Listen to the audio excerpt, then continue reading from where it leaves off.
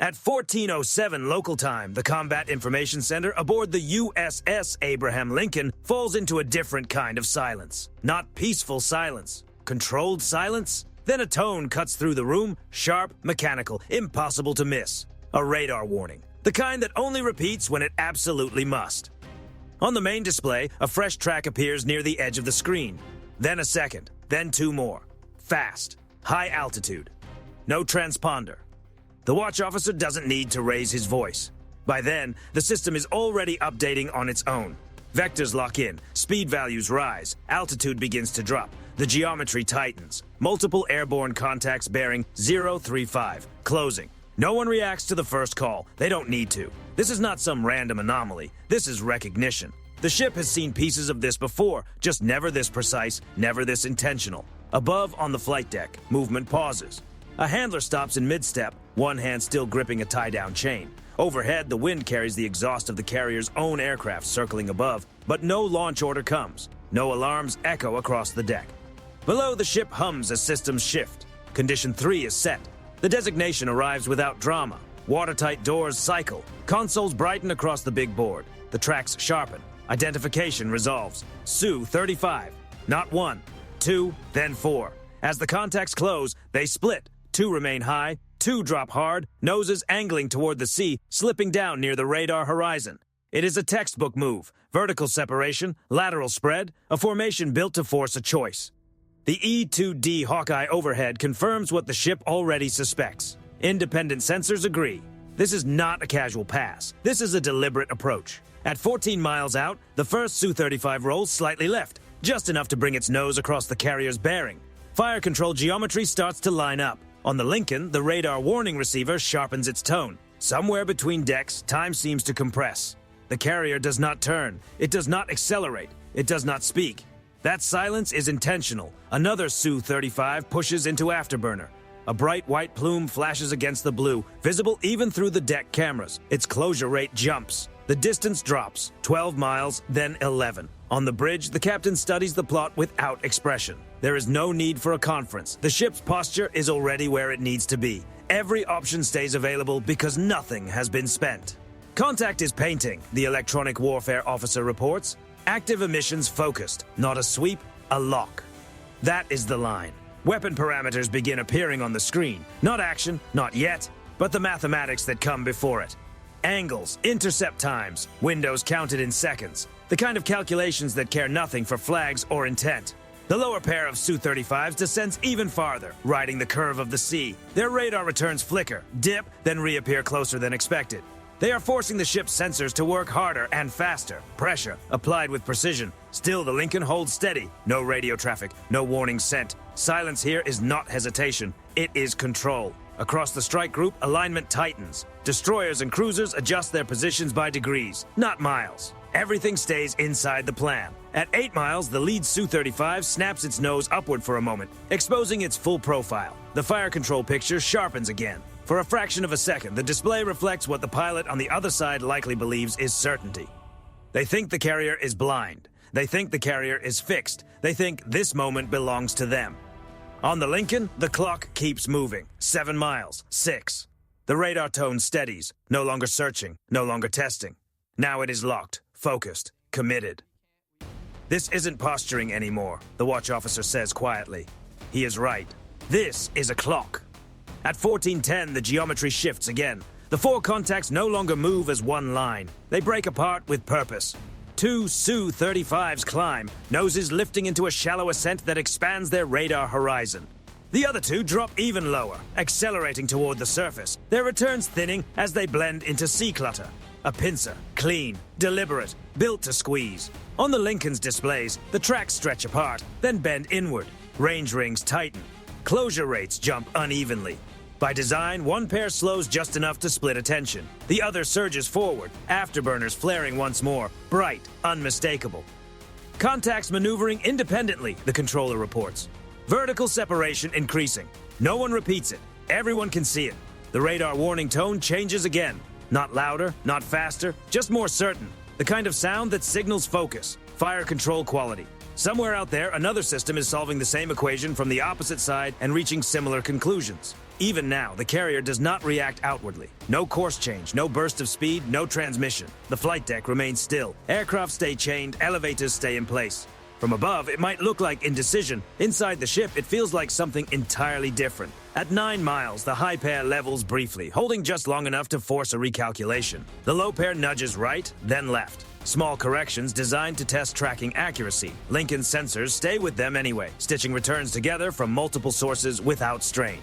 The pincer narrows. Electronic support measures begin to light up. Narrow beams, short bursts, active probing. The signatures are disciplined. Modern fire control radars cycling through modes, waiting for the instant the carrier blinks.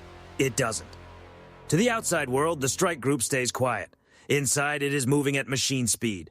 Data flows, fuses, cross-checks. Every track is confirmed by more than one sensor. Nothing relies on a single picture. At 7 miles, the lead Su-35 banks hard, nose swinging across the carrier's bearing again. This time, it holds the angle. The lock remains steady. Weapon envelopes now populate fully. No longer theoretical. No longer cautionary. Viable. Inside the Combat Information Center, no one lunges for a console. No one shouts. The watch teams remain exactly where they are.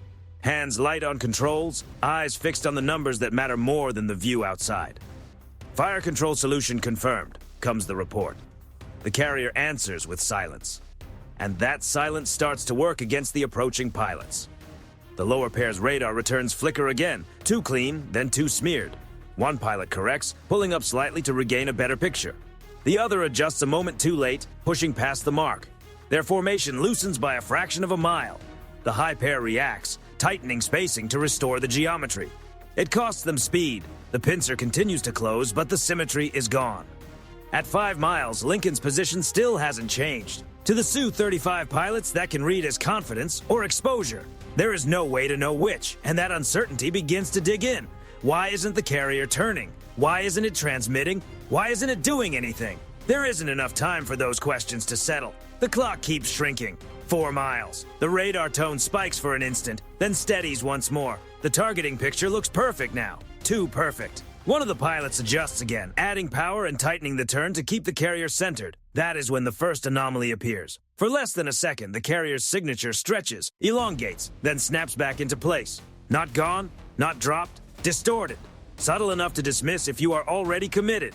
Obvious enough to matter if you are searching for it. But the pilots are already committed. 3 miles. The high pair begins to descend, compressing the vertical stack. The formation converges toward final geometry. The point where theory stops being theory and the next second decides everything. From their point of view, the target is locked, steady, completely exposed. On the Lincoln, the watch officer glances once at the master clock. No order is given because the ship is not waiting to absorb a strike. It is waiting for something else. At 10:30, the Su-35 pilots believe they have the carrier exactly where they want it. What they do not realize is that they have already crossed into the space where the rules begin to change. At 14:13, the world falls quiet. Not on the Lincoln, everywhere else. In one perfectly timed move, the carrier strike group executes MCAN Alpha. Radios go silent, radars shut down, fire control emitters cut out.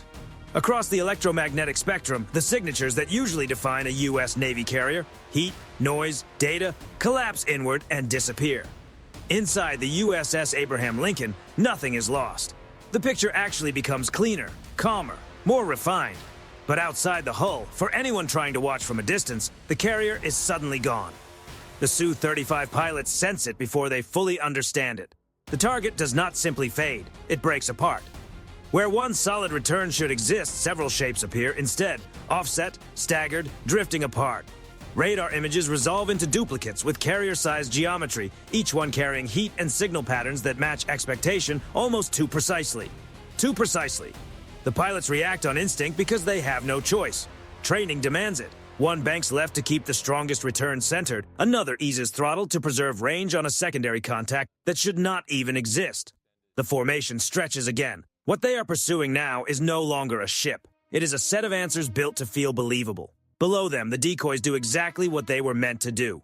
High-fidelity buoys ride the surface, broadcasting carrier-like signatures with disciplined timing, radar cross-sections, thermal blooms, electromagnetic noise, all of it convincing because all of it is carefully built to be. Each one fills space the Lincoln appeared to occupy moments earlier. The real carrier is nowhere on their scopes. Higher up, the EA-18G Growlers begin their orbit. They do not announce themselves. They do not blanket the sky with obvious noise. Their systems wait quietly, slipping into the spectrum with surgical accuracy. This is not brute force interference. This is authorship. Iranian fire control radars continue operating with total confidence in the targets they are seeing. Guidance logic receives clean data, range, bearing, velocity, everything internally consistent. The numbers are not the problem. The source is. Inside the Growlers, software reshapes what enemy sensors accept as reality. Phase timing shifts by microseconds. Doppler returns bend just enough to pull firing solutions slightly off-center. The adjustments are tiny, invisible to a human eye, but devastating to an algorithm. The Su-35s begin to overcorrect. One pilot tightens his turn to keep the strongest contact aligned. Another climbs to recover what he thinks is lost altitude on the target. Their spacing compresses, then opens again, as each aircraft follows a slightly different version of the truth. On the Lincoln, the watch team tracks the effect without saying much. Contacts wobble, closure rates lose their symmetry, the neat pincer from moments before starts to unravel into separate pursuits. Now they are chasing reflections. At 12,000 feet, a Growler slides laterally, preserving the exact geometry needed to keep the deception alive. Its emissions remain subtle enough to stay below the threshold of suspicion. To the Su-35 pilots, nothing seems different, except that everything is. One pilot notices it first. The carrier appears to drift sideways, not forward, not backward, sideways. He dismisses the thought, reacquires, tightens the lock. The return settles on a decoy that is designed to be found. Another pilot sees two carriers where there should only be one. He splits the difference, steering between them and trusting the strongest signal. The math rewards him with consistency. Consistency is the trap. At 14:13:40, the Lincoln remains dark. The strike group holds formation through inertial reference and internal cueing alone. Destroyers and cruisers adjust silently, preserving the illusion from every angle. The enemy's picture is complete. It is simply wrong. The Su-35 formation is no longer a true formation. It is 4 aircraft pursuing 4 different answers, each convinced the solution is only seconds away. Their radios fill with clipped calls, corrections, confirmations, brief fragments of doubt cut short by speed and pressure. Nothing is launched. None of that is necessary yet. The decisive moment is not the trigger pull. It is the instant, far too late, when the pilots realize the target is not where their minds insist it should be. On the Lincoln, a single line is added to the log. Deception holding. The carrier has not taken a hit. It has not revealed itself. It has simply removed itself from the equation.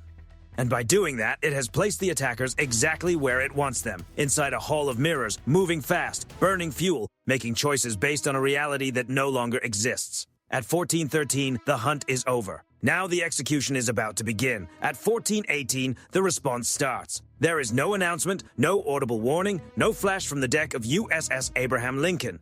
From the outside, nothing appears different. Inside the spectrum, everything changes. The EA-18G Growlers shift posture. Their systems move from subtle distortion to direct control. What had been gentle nudges becomes deliberate rewriting. Guidance logic inside the Iranian fire control loop accepts new inputs without resistance. Timing offsets, range shifts, velocity vectors that still appear logical, just no longer tied to the target the pilots think they are tracking. The deception hardens. On Su-35 radars, the solutions stabilize on decoys placed exactly where they should be. Engagement parameters remain valid, confidence returns. The pilots commit once more, tightening their lines and preparing for the instant when theory becomes action. That instant never arrives. Above the formation, an aircraft they cannot see moves into position. The F-35 does not activate its radar. It does not make an aggressive move. It simply holds altitude, nose steady, flying a geometry that keeps it outside every threat envelope, while its sensors quietly absorb everything unfolding below. Passive sensors take in everything. Heat signatures, movement, intent, building a complete picture that doesn't need to be confirmed twice. The pilot says nothing.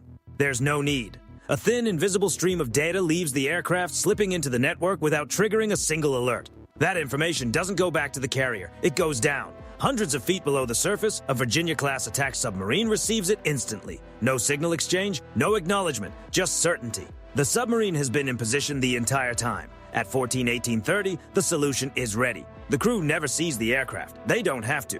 To them, the targets are already defined. Vectors, probabilities, outcomes calculated in advance. The command is given in a calm, even tone. 2.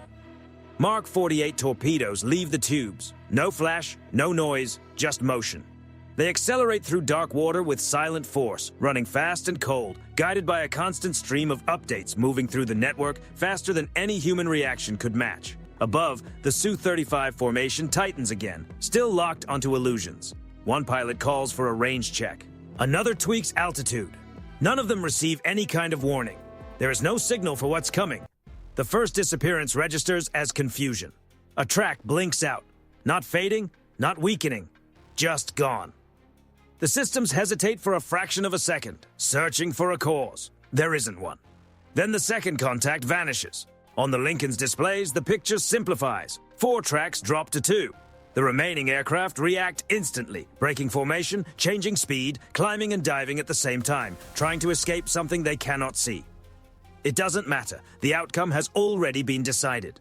The Growlers ease off, releasing their hold on the spectrum. One by one, the decoy signals fade, dissolving back into the sea. The illusion collapses. What's left is silence. At 1419, the strike group brings back limited emissions, not fully, just enough to confirm what the network already knows. The sky is clear. On the Lincoln, there is no celebration, no visible reaction at all. The carrier never turned, never sped up, never issued a warning. It didn't hesitate, because hesitation suggests uncertainty, and there was none. The captain watches as the display settles into stillness.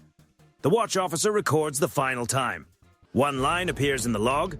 Airborne threat neutralized. The ship continues as if nothing happened. On deck, movement resumes. A chain rattles. Below, a sailor picks up a sentence that was interrupted minutes earlier. To anyone outside, the moment passes unnoticed. No trails in the sky, no visible impact, nothing to replay. But the message is clear. The response wasn't loud, it was precise. By the time the last ripple fades from the surface, the only evidence anything happened at all is the silence where 4 aircraft used to be. At 1427, the area settles completely. The sky above the water is empty, no traces, no returns. The radar picture is clean in a way that only happens after something decisive has already concluded. On the carrier's displays, the sky is no longer filled with movement and predictions. It is simply clear. USS Abraham Lincoln maintains course, speed unchanged, heading unchanged. From the outside, nothing suggests that the last 20 minutes were anything but routine. Its wake stretches behind it in a straight, uninterrupted line. Escort ships slide back into position with measured precision, almost ceremonial in appearance. Inside, everything returns to normal without instruction. On the flight deck, crews move with familiar rhythm. Boots strike steel. A yellow shirt signals a vehicle forward. A radio crackles briefly, then goes quiet again. Below deck, the steady hum of machinery returns to its usual background tone. There is no announcement of victory, because nothing was claimed. The watch teams remain focused, observing a picture now defined by absence instead of threat. They don't dwell on it. They record it. Time, bearing, resolution. Facts only.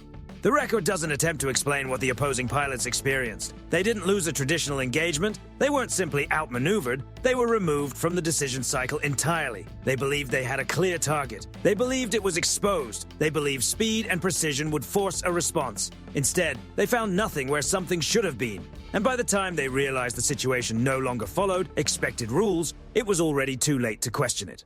On the Lincoln, the captain reviews the final display once more.